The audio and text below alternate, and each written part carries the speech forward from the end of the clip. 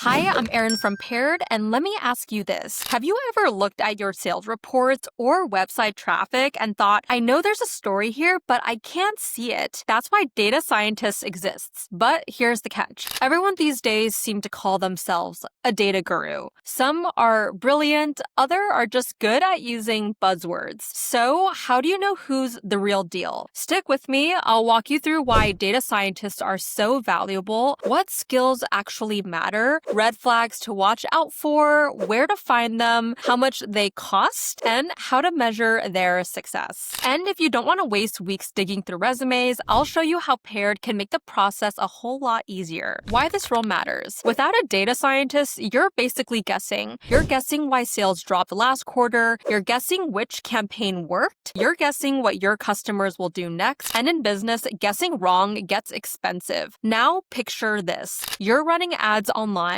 your website traffic has doubled the last month, but your sales are actually down. Without a data scientist, you might think your product is the problem. With one, you learn most of that traffic is coming from the wrong audience. People browsing, but never buying. That single insight saves you from pouring more money into ads that don't work. And that's the magic. Data scientists help you see the patterns that drive smarter decisions. They're like translators, taking all that raw data and turning it into your story your business can actually use. Now we know why the role matters, let's get clear on what actually makes a great data scientist. Because job titles alone don't mean much, it's the skills and mindset behind them that set the real experts apart. Let's break it down without jargon. Python or R. These are computer languages. Think of them as toolkits for working with numbers. With them, a data scientist can sort through massive spreadsheets, look for patterns, and even build models that predict the future. Python is popular because it's flexible. R is fantastic for pure statistics. SQL. This one's like the forklift in a warehouse. Imagine all your customer data is stacked in boxes inside a giant database. SQL is how a data scientist drives in, grabs the right box, and pulls it out for analysis. Visualization tools. Software like Tableau or BL. These tools turn all that complex analysis to charts and dashboards your team can understand instantly. Numbers don't mean much until you can actually see them. Beyond the tools, here's what else you would want. Business sense. Can they tie their findings to goals like revenue or retention? Problem-solving ability. Do they know how to take vague questions and design a way to answer them? Communication. Can they explain their work so that non-technical people get it? Pro tip, in the interview, ask them to explain a concept like regression modeling, which is basically measuring how one thing affects another in simple terms. If you get it, they pass. Imagine this. You ask a candidate, why do you think customers are canceling after 3 months? One candidate says, well, I'd apply a survival analysis with Kaplan-Meier curves. Another one says, I'd look at customer usage patterns in the first month to see if early activity predicts drop-off later. If people stop using the product after week 2, we can target them before they cancel. Who are you gonna hire? The one who speaks your language. Red flags to avoid. Here are some warning signs that should make you pause before moving forward. They drown you in jargon and don't explain. They can't show past work or talk about results. Their resume is just a list of software tools. They show little interest in collaborating with other teams. Of course, context matters. Some roles lean more technical or independent, so always weigh these red flags against the responsibility of your role and what success looks like inside your company. So where do you actually find these people? The truth is, data scientists don't always hang out in the same places as other roles, so you'll want to look into a few key spots. Number 1, LinkedIn. Crowded, but some candidates post their projects which show you how they think. Kaggle. This is like the Olympics for data scientists. They complete to solve real business challenges and their profiles show their approach. Something to note, Kaggle is not a job platform,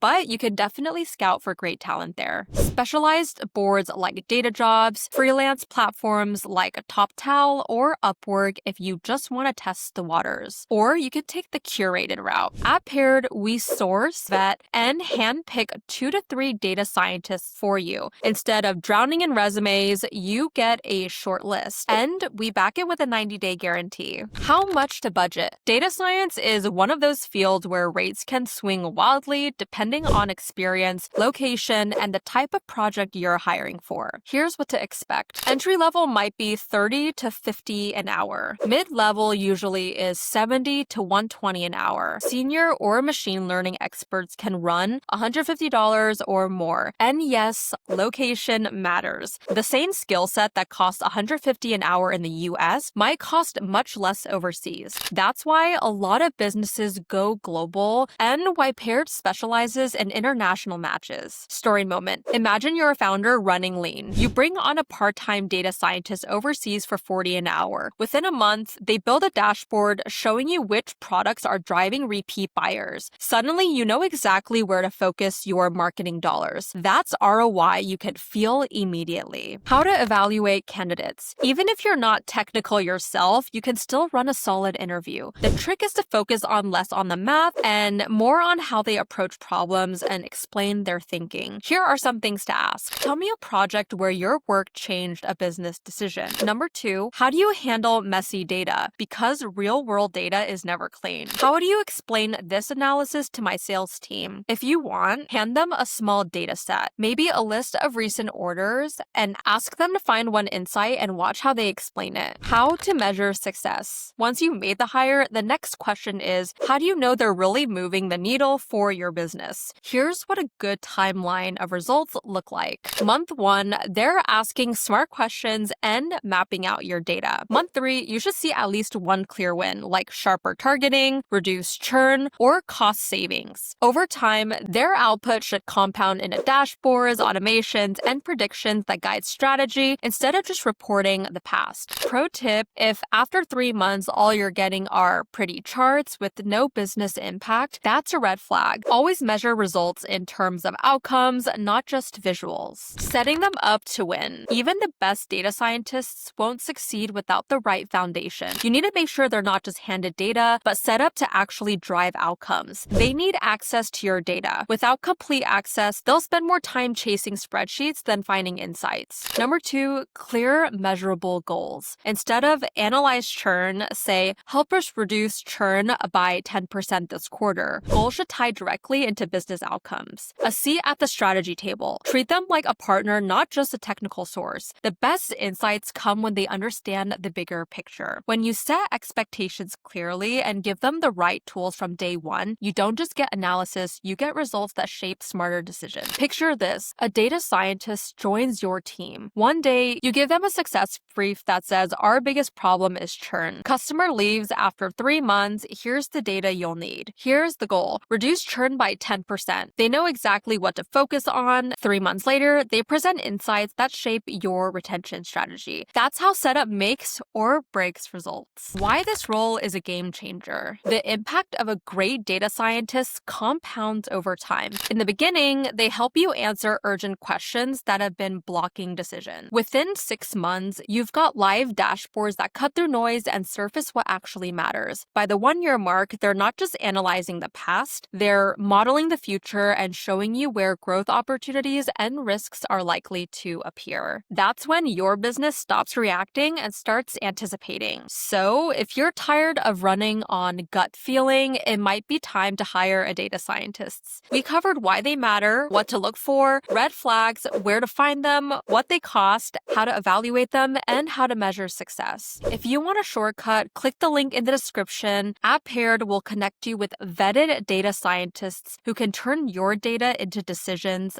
fast. And I'd love to hear from you. What's one thing in your business you wish you had better data on? Drop it in the comments. If this helped, hit like, subscribe, and I'll see you in the next one.